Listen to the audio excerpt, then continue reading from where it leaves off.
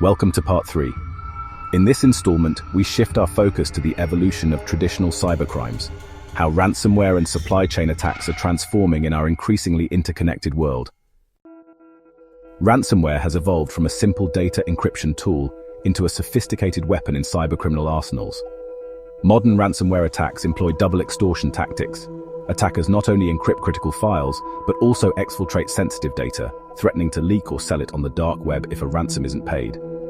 This dual pressure forces organizations into a corner, as even robust backup systems may not fully mitigate the threat. Groups like Lockbit, Lynx, and Verloc are at the forefront of this evolution. They continuously refine their strategies and are on the path to incorporating AI-driven tactics. Imagine ransomware that can analyze a victim's network in real time, identify high-value data, and adapt its encryption approach dynamically to evade detection. Additionally, the rise of ransomware as a service, or RAAS, is democratizing cybercrime by allowing less skilled attackers to launch powerful campaigns using rented ransomware infrastructure, further expanding the threat landscape.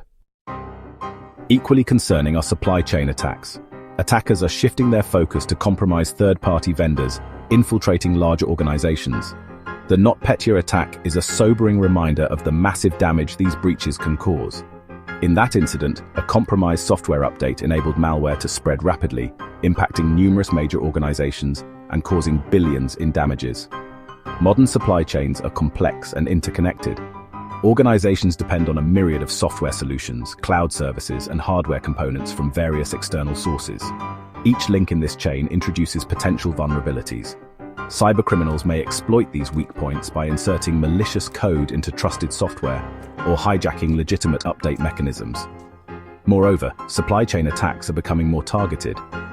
Attackers now focus on specific elements of the supply chain, such as software development, compromising development processes to inject malicious code that propagates widely. Hardware components, exploiting vulnerabilities during manufacturing or distribution that compromise device security from the outset. And service providers, targeting cloud service providers or IT outsourcing firms to gain access to larger networks. This expanding attack surface necessitates rigorous vendor assessments, continuous monitoring, and robust collaboration across industries.